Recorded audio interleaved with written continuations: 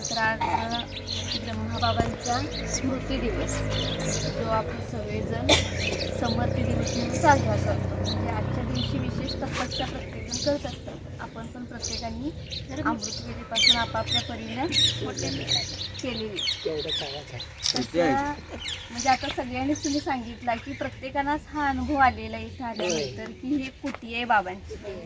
मला पण तोच अनुभव झाला. तिथून जेव्हा झेंडा घेऊन आम्ही आत येत होतो तेव्हा असं वाटलं की आपण बाबांच्या कुटियामध्ये येतो.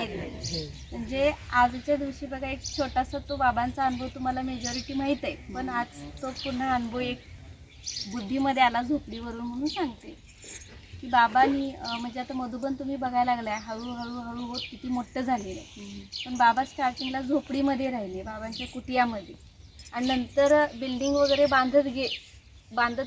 झाल्या मोठ्या झाल्या. मग त्यावेळेला सगळ्यांनी बाबांना काय म्हटलं, आता तुम्ही बिल्डिंगमध्ये बिल्डिंगमध्ये मोठ्या घरामध्ये राहा.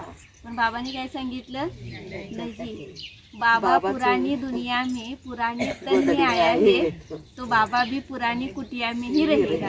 ये बड़े बड़े मकान बच्चों के लिए. प्रत्येक गोष्ट बाबांनी काय केली, मुलांच्यासाठी ढकलली, मुलांच्यासाठी दिली आणि स्वतः मात्र नेहमी कसे राहिले, पाठीमाग म्हणजे त्यागी राहिले, साधारण राहिले. भगवानांनी त्यांच्या तनाचा आधार घेतलेला, खरं स्वतः मात्र अगदी सिंपल राहिले. तसं ह्या ठिकाणी मोठं सेंटर बांधलं जाणार आहे. खरं त्याच्या अगोदर इथं काय बांधली गेली, अक्षरशः बेंजी सांगत होत्या काल संध्याकाळपर्यंत काही तयारी नव्हती, पण बेंजी उशिरापर्यंत सगळ्या बाई लोकांना घेऊन ही सगळी तयारी बेंजींनी केलेली आणि त्यामुळे आपण या ठिकाणी आज त्या कुटियाचा अनुभव घेतलेला आहे. आजच्या दिवसाला स्मृती समर्ती दिवस म्हटलेला आहे. म्हणजे जो पण आपण संकल्प करणार आजच्या दिवशी, तसं बाबांनी सुद्धा आपल्यासाठी मधुबनमध्ये काय केलेलं आहे, 4 धामची यात्रा करली की जिथं बाबाच्या कमऱ्यामध्ये बाप समान बनण्याची बाबांनी केली. शांतीस्तंभामध्ये आपण शक्तिशाली बनण्याचा संकल्प करायचा आहे. हिस्ट्री हॉलमध्ये बाबा तिथं मुरली असायचे, तर व्यर्थ संकल्पापासून सुद्धा मुक्त करायचं. आणि झोपडीमध्ये संकल्प कुठला सांगितला बाबांनी, उदास झाला तर काय करा, झोपडीमध्ये गृहविहान करण्यासाठी. म्हणजे किती सहज रीतीनं बाबाने आपल्याला पुरुषार्थ सांगितलं. जेव्हा जेव्हा आपल्याला म्हणजे पुरुषार्थामध्ये वाटतं त्या मधुबनमध्ये आपल्याला काय करायचं आहे, रूहानी 4 धामची यात्रा करायची आहे. तर इथं सुद्धा खूप म्हणजे काल परवापासून ही कुटिया हे करत होते, खूप सुंदर हे वाटत होतं. मेहनत भाई लोकांनी पण केली आहे, बहिणींनी पण खूप मेहनत घेतलेली आहे. तर खास आपल्यासाठी ही कुटिया तयार झालेली. बहीण माताजी पण म्हटल्या की इकडे यात्रा हे होत आहे, तर अनेक भक्तांसाठी शक्तिशाली काय करायचं आहे, योगाचं व्हायब्रेशन द्यायचं आहे. तर परिपक्व म्हणजे जे भक्त आहे ते बाबाचे पक्के काय होऊ देत, बच्चे बनवू देत, त्यांचा वरसा घेऊ देत, ही शुभभावना.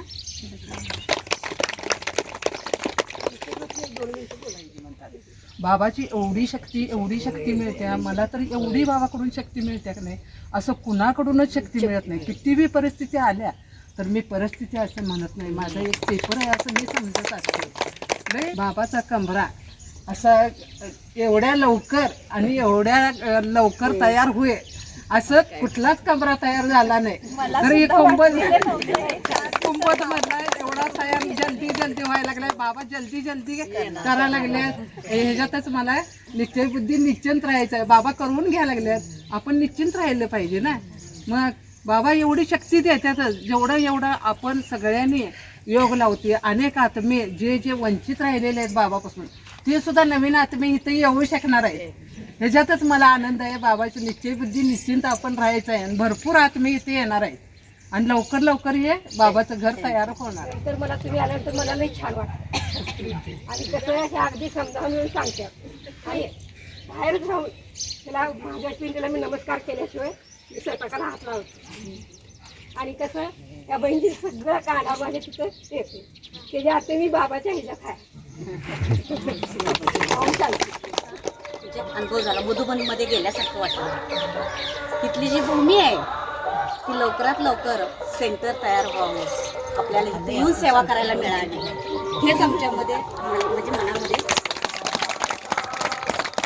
दररोज 2:30-2:45 पासून मी जागी असते आणि उठून बसायचं आणि आपलं योग करत बसायचं आणि आज सुद्धा आवरून नाही पटकन आवरून घ्या म्हणजे या कार्यक्रमाला बाबांच्या त्या स्मृती दिनादिवसाचा एक सगळा सोहळा बघायला या जागेचा आनंद घ्यायला आणि आपण मधुवनमध्ये आहोत असं सगळं घडलं हे बाबांच्या ह्याच्यामुळे म्हणजे मी करतो मी बाबाने मला घडवून आणलं मी नाही बाबांनी मला इथे यायला शक्ती दिली ताकद दिली म्हणून झाली आणि दुसरी आनंदाची गोष्ट ह्या नवीन जागेवर आल्यानंतर सर्वांचा आनंद गगनात मावेना असा झाला आहे म्हणून त्याच्यापेक्षा मी एक बाबांनी मला शंख दिलेला आहे ते शंख वाजवून सर्व आत्म्यांचा विजय होत आहे असं सांगत आहे.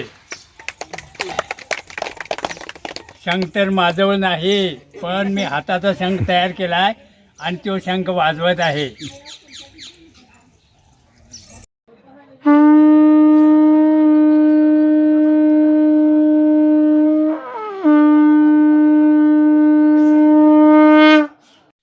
दुसरी गोष्ट अशी ज्ञानात आल्यानंतर 2 ते 3 महिन्यातच मी रेखा बहिणजीने असा संकल्प असा विचार सोडला. बहिणजी म्हटलं आपल्या गावात ओम शांतीचं एक सेंटर बनलंच पाहिजे आणि प्रत्यक्ष रेखा बहिणजीच्या सोबत मी चर्चासुद्धा केली. आज 16 वर्षापूर्वी ही गोष्ट घडलेली आहे आणि आता प्रत्यक्षात आपण या ठिकाणी ओम शांतीला बाबा या ठिकाणी आलेले आहेत, जागा मिळालेल्या आहेत. लवकरात आपणाला या ठिकाणी सगळ्यांच्या सहकार्यातून सेंटर उभं करायचं आहे. जोपर्यंत सेंटर होत नाही किंवा आपला वाढदिवस साजरा होत नाही तोपर्यंत अजून माझे संकल्प बाबांनी अपुरे ठेवलेले आहेत. ते पूर्ण तेवढे झाले म्हणजे सगळ्यात उत्तम चांगलं झालं. ओम शांती. पांडव भवनमधलं डायरेक्ट कुंभललाच पोटांना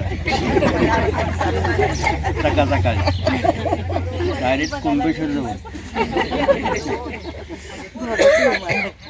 आणि बसाई जी अडचण आहे ती सुद्धा दूर होईल. थोड्या खुर्च्या मांडू आपण काय त्याची अडचण नाही ह्याच्यापेक्षा मी चांगले करू. गडबडीत जरा वाकडे तिकडे झालेला आहे करून घेऊ. गावाची शक्ती भरपूर आहे, संकल्प भरपूर आहेत. वेळोवेळी ज्यावेळी डायरेक्शन बहिणी देते त्यावेळी करत देईल. ओम प्यार मिला मुझे तुमसे वर्णन करूं मैं कैसे मुख से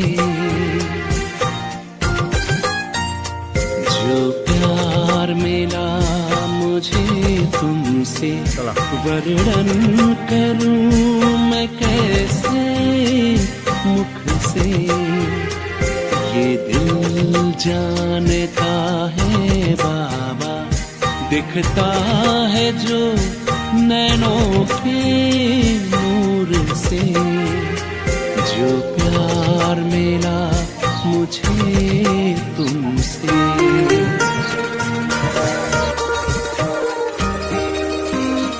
मुझको इतना सम्मान दिया मेरे लाडले कह दुलार दिया